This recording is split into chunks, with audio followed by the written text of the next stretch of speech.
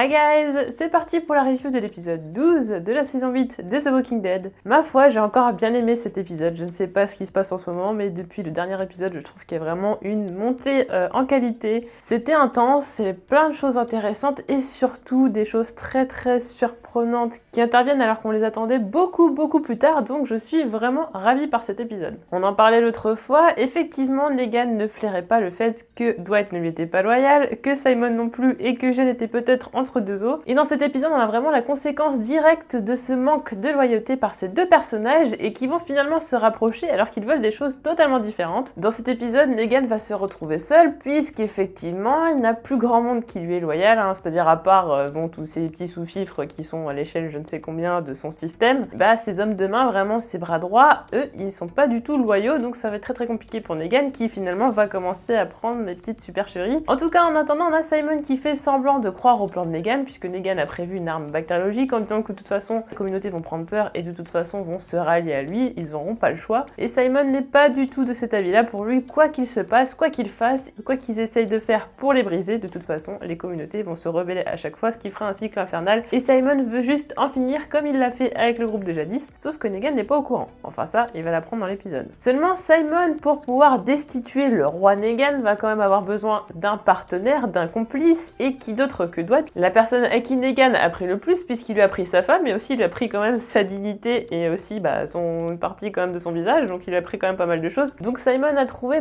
le bras droit et la personne qui peut lui en vouloir le plus, et effectivement ce sont tous les deux des personnages qui veulent que Negan disparaisse, mais pas pour les mêmes raisons, et c'est ça qui est intéressant. On voit que Dwight est toujours aux côtés d'Eric et des autres, puisqu'il veut partir en éclaireur pour pouvoir leur dire ce qui va se passer, le fait que les Saviors arrivent avec leur arme bactériologique, mais Simon ne l'entend pas de cette oreille, puisqu'il va vouloir discuter avec lui et essayer un petit peu de sonder Dwight, savoir si effectivement il serait prêt à tout pour faire disparaître Negan. Et là c'est quand même comme par hasard, ils vont se retrouver dans une situation où Negan va se retrouver seul, puisque Rick, au lieu d'aller prévenir tout le monde et dire effectivement avec le signal de détresse, c'est-à-dire de klaxonner et dire qu'effectivement les Saviors arrivent, et finalement il va poursuivre Negan puisqu'il le voit tout derrière. D'ailleurs on se demande comment ça se fait que Negan il est pas genre au milieu ou devant ou quelque chose comme ça, quelque part on peut le surveiller. Non, Negan est avec sa petite voiture, c'est la plus jolie voiture de tout le truc, parce que sinon c'est pas Negan quand même, la plus jolie voiture, mais à l'arrière. Ce qui fait que Rick peut aller lui chercher des problèmes. J'ai cru qu'ils allaient faire une espèce de course-poursuite à Fast and Furious, je me suis dit que ça allait être complètement décalé, au final ça durait 3 secondes, donc ça allait. Et ça donnait lieu à des scènes qui étaient très sympas, et surtout des dialogues qui en disaient long, notamment le fait que Negan apprenne que Simon a exterminé tout le groupe de jadis, parce que du coup Negan n'est plus trop crédible, puisqu'il dit oui de toute façon moi je veux sauver les gens, etc. De toute façon Rick t'as pas réussi à le faire, moi je peux le faire et tout ça. D'ailleurs, je te propose un deal en mémoire de ton fils. Au lieu que je prenne 50% aux communautés, finalement je prendrais que 25%. Alors on dirait ça fait vraiment genre grosse promotion de supermarché, je sais pas quoi, gros deal, Black Friday. Finalement le 50%, je ne prends que 25%. Donc il essaye de lui faire avaler la pilule, évidemment Rick n'a pas son, surtout il dit oui de toute façon, au pire, toi je te tuerai pas, tu seras mon portier. Enfin, évidemment que Rick ne va pas accepter, je vois mal Rick aller lui ouvrir les portes et tout, déjà que ses ancêtres, sa dignité, c'était un petit peu limite, donc je ne vois pas faire ce genre de travail, très clairement. Mais Negan, s'il propose ça, et qu'à côté, ses bras droits, ils sont en train de tuer tout le monde, c'est sûr que là, il y a un gros conflit, puisqu'il est plus du tout crédible, c'est-à-dire il veut faire croire qu'il veut sauver des gens, mais à côté, il extermine tout un tas de gens. Et en plus, il peut pas trop avouer non plus que Simon a fait ça en désobéissant à ses ordres, ça veut dire que du coup, il y a clairement un problème au sanctuaire, et qu'il y a clairement une faille à exploiter par les autres. Donc c'est une situation assez compliquée, et qui ne peut en fait rien dire. Rick était clairement en position de force, Negan n'avait que Lucille, et une fois qu'il est démuni de Lucille, c'est assez compliqué, il se retrouve seul face à ses problèmes, face à ses responsabilités, et Rick va lui en mettre plein la tronche en lui faisant comprendre que de toute façon, s'il n'arrive pas à sauver les gens, c'est tout simplement parce qu'il n'a pas d'attache à part s'abattre Lucille, quand même, c'est quelque chose que Rick a remarqué, oui, il vénère totalement s'abattre Lucille, qui effectivement, Lucille est le nom de sa femme, donc clairement c'est pas s'abattre qu'il a vraiment quelque chose à faire, c'est clairement sa femme. Il a seulement fait un transfert, mais en tout cas, Rick arrive quand même bien à cerner Negan, mais ça n'empêche pas qu'il veuille quand même le tuer. Et j'ai bien aimé ces scènes quand même, avec la batte enflammée et tout, sur les rôdeurs qui étaient enflammés et tout, et je trouve que franchement c'était bien réalisé. Et j'ai trouvé que là, pour le coup, la veste de Negan a trouvé son utilité, puisque quand Rick est en train de le taper avec la batte, de toute façon le cuir va pas prendre feu, donc forcément il y avait que les vêtements qui étaient en coton ou autres qui pouvaient prendre feu, donc ceux des rôdeurs. Donc j'ai trouvé que sur ce côté-là c'était assez malin. On aurait dit carrément une scène genre, je sais pas, digne de la momie, quoi. C'était ce genre-là, j'ai beaucoup aimé, même si c'est vrai que c'était un petit peu décalé, un petit peu tiré tiré par les cheveux. J'ai bien aimé. Je trouvais ça sympa de voir un Negan en difficulté, de voir des rôdeurs enflammés, de voir ce genre de dialogue et tout. Et il y avait des petits côtés, un petit peu des petites piques qui étaient lancées comme Rick quand il lui dit oui, de toute façon tu meurs jamais ou je sais pas quoi. Et Negan il fait de toute façon... ouais, moi je suis un chat, enfin en gros là pour dire moi j'ai 9 vies, de toute façon tu peux essayer de me tuer 50 000 fois, à chaque fois je vais survivre. Et c'est vrai que c'est pas la seule confrontation entre les deux personnages directement, c'est vrai que Rick il en a rien à faire des choux-fifres et autres. De toute façon, il s'en occupera. Mais clairement, l'objectif premier, c'est de détruire Negan, c'est de le tuer pour qu'il arrête de faire du mal et pour se venger de tout ce qu'il a fait. En plus, quand on connaît la complicité entre les deux acteurs, ça donne vraiment des scènes très très sympas. Donc vraiment, j'ai beaucoup apprécié. Voilà, clairement, depuis que Negan revient vraiment de façon assez importante dans les épisodes, et bah vraiment, les épisodes deviennent beaucoup plus intéressants. Pendant ce temps-là, Simon essaye toujours de savoir si Dwight est effectivement de son côté. Est-ce qu'il est prêt à tout faire pour faire en sorte de détruire Negan? Dwight il est un petit peu réticent parce que ça peut très bien être un piège, hein. Simon peut très bien essayer de savoir ce qu'il veut pour peut-être dire à Negan mais attends mais au final le mec est capable de trahir, au final on sait pas ce qu'il a fait pendant tout ce temps où il était pas là, on sait pas, ou alors tout simplement Simon a vraiment envie de tuer Negan ou vraiment envie qu'il disparaisse pour prendre sa place et dans ces cas-là voilà. En tout cas Simon fait croire qu'il a de bonnes intentions, lui il veut arrêter les frais, et voilà, je veux plus de tous ces problèmes, faut qu'on crée des liens avec des nouvelles communautés, voilà, qu'on passe à autre chose, qu'on fasse autre chose. Sauf qu'à ce moment-là, Dwight n'a aucune idée de la façon dont il veut faire, donc il se dit que finalement, si Negan disparaît et que Simon lui a de bonnes intentions et que ça peut être un bon chef et plutôt clément, bah finalement, ce serait peut-être une bonne idée. Sauf que c'est mal connaître Simon, il est pas au courant de ce qu'a fait Simon, le groupe de jadis, et d'ailleurs Negan ne l'était pas non plus. Et là, la fin de l'épisode, c'est le choc puisque Simon fait comprendre aux Saviors que de toute façon, va falloir arrêter les conneries et donc éradiquer les communautés. Alors c'est clairement le terme qui est assez spécial quand même, hein. C'est assez cruel. C'est un personnage qui est très très cruel, très malin aussi. On le voit venir à 3 km. On sait qu'il est mal intentionné et c'est pour ça que je comprends pas trop Dwight sur ce coup-là. Je me dis, bah quand même, ils ont dû se connaître pendant un bon moment, donc je sais pas, il doit savoir que c'est pas quelqu'un de très très sympa puisque Negan lui-même doit retenir ses ardeurs. Et d'ailleurs, on savait qu'à bout d'un moment, l'envie de Simon de vouloir être leader allait reprendre le dessus puisqu'on se rappelait déjà de l'épisode où Negan avait dit le recadrer en lui disant « J'espère que tu ne fais pas une rechute », en lui faisant comprendre que lui c'était le chef et qu'il n'avait qu'à exécuter. D'ailleurs, Simon le dit, c'est lui qui décide et nous on exécute. Donc Dwight va vite regretter d'avoir mis quelqu'un de pire que Negan, c'est-à-dire qu'en fait Simon c'est un petit peu l'échelle de comparaison, voilà, c'est l'échelle de la méchanceté. Alors en bas on a Rick qui bon c'est pas non plus un saint mais bon c'est quand même le côté gentil, on a Simon qui est le plus cruel des personnages actuellement et on a Negan qui est entre les deux, donc en fait c'est pour dire bah ouais mais Negan c'est un monstre mais bon comparé à Simon bah c'est peut-être un peu moins un monstre quoi, faut un petit peu voir la balance. Bah ouais Negan c'est un méchant mais en même temps il avait ses raisons, faut essayer de le comprendre, bon on est quand même dans une série parce que dans la vraie vie je suis pas sûre qu'on aurait pardonné un seul de ces trucs là, ça c'est clair et net, mais finalement dans The Walking Dead on se dit à chaque fois que tout est gris et rien n'est blanc et rien n'est noir. J'ai bien aimé aussi la petite scène où Dwight hésite, voilà, en se disant est-ce que c'est un piège de Simon ou quoi, et que quand il décide finalement de donner sa réponse finale, à savoir bah, de toute façon qu'ils allaient arrêter de chercher Negan, parce que de toute façon Negan était peut-être mort, ou peut-être justement qu'ils allaient pouvoir le sauver, et que tout redeviendrait encore comme avant, que tout recommencerait, qu'il y aura encore des problèmes pendant encore X temps. Peut-être qu'il jette sa petite cigarette pour faire brûler la voiture, j'ai bien aimé cette scène. Même s'il y a un truc quand même que j'ai à reprocher, c'est le côté sur la voiture, le sang qui est étalé sur la vitre, on voit que ça a été fait, je sais pas, avec je sais pas comment on appelle ça, enfin au moins que ça a été fait avec quelque chose, on voit pas que c'est du sang qui a éclaboussé dans la voiture, je trouvais ça un petit peu bizarre, alors que pourtant tout le reste est vraiment très bien, même si effectivement j'ai remarqué que pour le coup de la voiture, voilà, quand Rick arrive à faire un accident à Negan, on voit pas cette scène. Je pense que c'était assez compliqué à faire, peut-être qu'il y avait pas les bonnes équipes pour faire ça, ils avaient peut-être pas la main d'œuvre pour le faire, en tout cas bon, c'était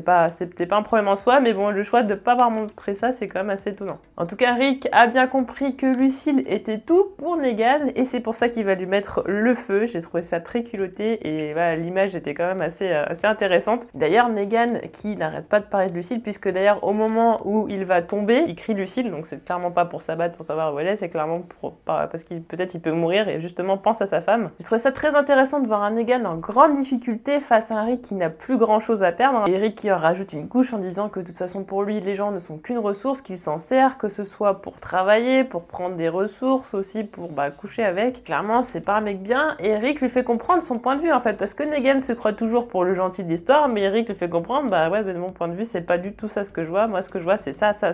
tu es un meurtrier, tu te sers des gens, tu es un esclavagiste, voilà, tout simplement, tu es un monstre. et moi je suis la personne qui veut libérer les autres de ça. Et d'ailleurs il y avait une réflexion qui était assez intéressante, c'est le fait que Rick dise de toute façon même si ça n'avait pas été moi, il y aurait eu quelqu'un d'autre. Et c'est vrai que de toute façon, comme dans les guerres qui ont existé ou quoi, il y a toujours eu quelqu'un qui s'est rebellé, il a fallu toujours qu'il y ait un leader, qu'il y ait quelqu'un qui a su insuffler un vent de rébellion. Et effectivement, si ça n'avait pas été Rick, ça aurait très bien pu être quelqu'un d'autre. Donc au final, que ce soit Rick ou un autre, de toute façon, Negan se serait retrouvé dans cette position. Et surtout, Rick fait remarquer que Negan se retrouve seul. Il a bien compris que normalement ces hommes de main auraient dû arriver depuis bien longtemps, qu'ils ne sont pas venus et qu'ils l'ont abandonné et que ça, c'est totalement à son avantage. Néanmoins, Rick ne va pas réussir à tuer Negan puisque c'est quelqu'un d'autre qui va le récupérer et là, c'était totalement inattendu, vraiment. Autant je m'attendais à ce que ce puisse être Laura, puisque je me disais que de toute façon Laura allait revenir à un moment donné. Et au final, c'est Jadis qui récupère Negan. Bon, alors en plus une Jadis qui est propre, on voit bien qu'elle est lavée, on voit bien qu'elle a des nouveaux vêtements, donc elle s'est changée quelque part, elle doit habiter quelque part, en plus elle a une voiture, donc je ne sais pas si elle s'est trouvée avec une communauté, je pense pas, en tout cas elle s'est trouvée un nouvel endroit où vivre, et elle a l'air de bien survivre pour le moment, mais en tout cas elle a quand même beaucoup de rancœur après Negan, puisque c'est quand même Simon qui a tué toute sa famille, enfin voilà, tout son peuple, très clairement, donc elle doit penser que c'est Negan qui a donné l'ordre à Simon de faire tout ça. La question qu'on peut se poser, c'est que va faire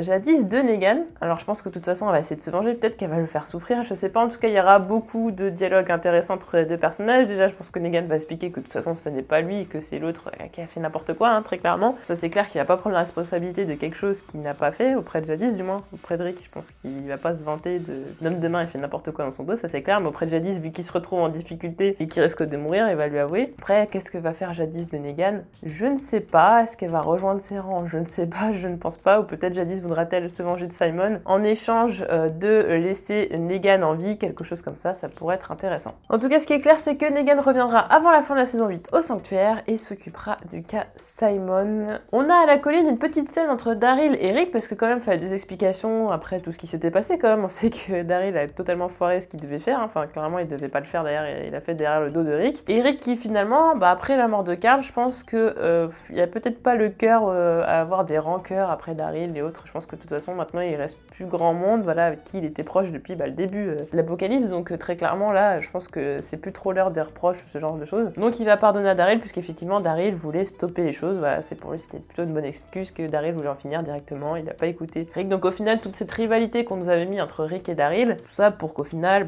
ça retombe comme un soufflé quoi, enfin voilà, c'était pas, évidemment ça allait pas prendre de conséquences aussi énormes, si ce n'est quand même que les Saviors ont réussi à s'en sortir et autres, et je veux dire entre les deux personnages finalement, bon voilà, ça va redevenir comme avant, même si voilà il préfère être seul Rick pour l'instant parce qu'il y a quand même son deuil à faire. Je pense que le fait que Rick pardonne à Daryl, c'est tout simplement parce qu'ils avaient peur que les téléspectateurs détestent beaucoup trop Daryl et que ce soit un personnage qui va voir mourir très très vite. Donc je pense qu'il fallait le rendre à nouveau sympathique, voilà, assez badass comme avant, parce que c'est quand même un des piliers de la série quand même, c'est un personnage très important, donc ouais, on peut pas faire détester tout le monde, il y a eu Tara, il y a eu Daryl, plus Eugène et tout, plus tous les autres personnages, ça commence à faire beaucoup de personnages à détester, donc clairement il fallait vraiment qu'on retrouve nos héros, qu'on retrouve les personnages qu'on aime, surtout voilà, Carl est mort il y a pas longtemps, donc voilà, il reste plus grand monde quand même depuis le début, donc il fallait quand même conserver un petit peu ça. On va revenir à quelque chose de très surprenant, quelque chose qui ne devait pas arriver dans la série avant au moins je pense 3 saisons, c'est assez étonnant, on a donc une nouvelle communauté qui se montre, dans un temps de guerre comme ça, tout d'un coup on a une communauté qui fait salut, on a envie d'avoir des vinyles, voilà merci,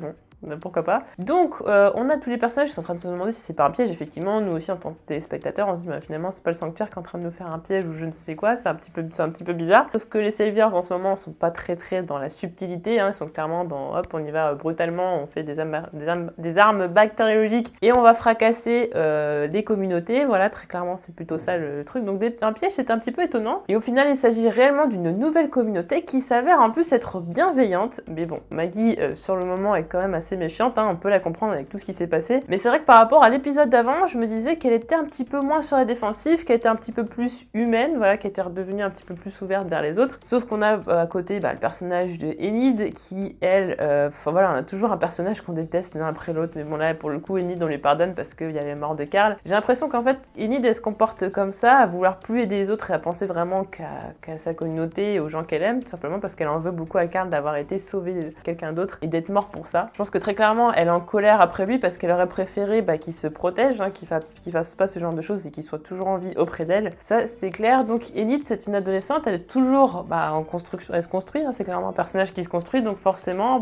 ce genre de choc, en plus, elle avait perdu ses parents, il reste plus grand monde. Carl, c'était quand même un de ses points de repère, quelqu'un avec qui elle était proche, en plus, elle avait perdu aussi Glenn avec qui elle était proche. Donc ça devient compliqué, elle commence un petit peu à être perdue dans sa tête, très clairement. Il va falloir que Michonne la remette sur le bon chemin, puisque Michonne va être pour l'instant le seul personnage qui va faire en sorte que tout ce que voulait Carl se réalise, c'est-à-dire qu'il voulait vraiment qu'il y ait un après, c'est-à-dire oui, ok, vous allez vous battre pour survivre, pour créer un monde meilleur, mais après voilà, va falloir déjà déposer des bases déjà pour ça, des bases solides, c'est-à-dire on va pas être des barbares, on va quand même aller vers les autres, on va quand même prendre le risque de faire confiance à d'autres personnes parce que finalement ils ont peut-être quelque chose aussi à nous apporter, ce ne sont pas forcément que des mauvaises personnes. Effectivement, on n'a peut-être pas eu de chance, mais il y a quand même des gens qui peuvent nous apporter des choses. Pour le coup, Siddiq qui s'avérait que c'était un médecin et qu'il avait besoin d'un médecin. Et là, pour le coup, s'ils font pas confiance à une nouvelle communauté qui peut leur apporter quelque chose, ils vont juste se comporter comme des animaux et rien ne va avancer. Et pour bâtir un monde meilleur, ça va être très très compliqué. Donc on a cette fameuse Georgie qui explique que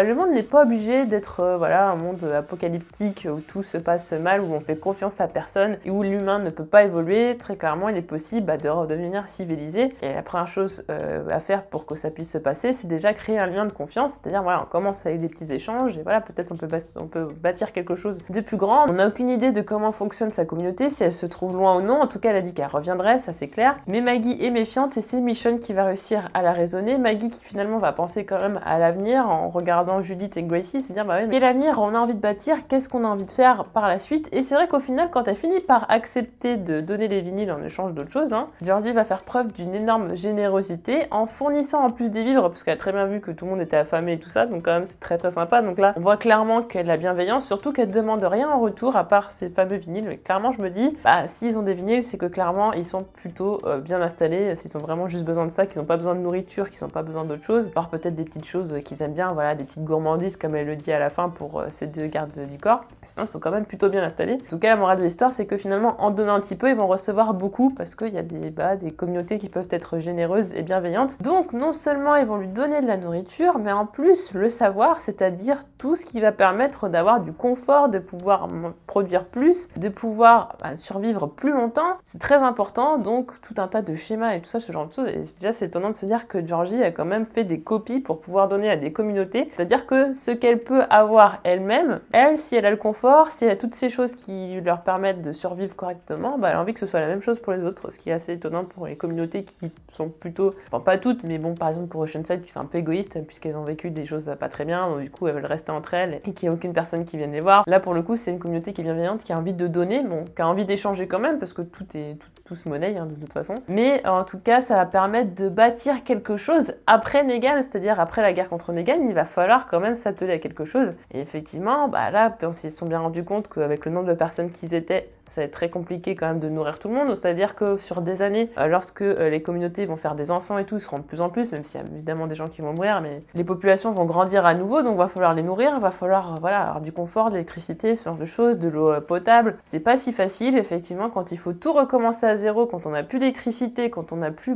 tous les objets qui faisaient le confort du quotidien, quand on n'a plus tout ça et qu'il faut le recréer, et qu'on sait pas comment, là pour le coup, elle a un manuel avec tout ça, ce qui va aider grandement, et ce qui nous fait penser à ce qui se passera un petit peu dans les comics. En tout cas, très intéressant. On va passer à la partie spoiler comics, puisque là, c'est une révélation très importante qui a été faite dans cet épisode, puisque ce personnage, alors d'ailleurs l'actrice le dit elle-même, elle pense être Pamela Milton, c'est-à-dire le gouverneur du Commonwealth, qui apparaît donc dans l'arc New World Order. On découvre une nouvelle communauté de 50 000 personnes et dont le gouverneur est Pamela Milton, dont la ressemblance est assez frappante. Je pense que là, j'avais peut-être un poil plus vieille que ce personnage-là, mais en tout cas, il y a beaucoup de similitudes. On pourrait donc être aux prémices de cette communauté. Il y a pas mal de choses à en dire. En tout cas, on va reparler dans une vidéo parce que là, clairement, sinon je vais faire durer la vidéo pendant beaucoup trop longtemps. Mais il y a beaucoup de choses à dire sur ce personnage. En tout cas, n'hésitez pas à me dire en commentaire ce que vous avez pensé de cet épisode, ce que vous pensez qui va arriver dans les prochains, et on se retrouve très vite pour d'autres vidéos, dont la vidéo sur le personnage de Georgie. Salut!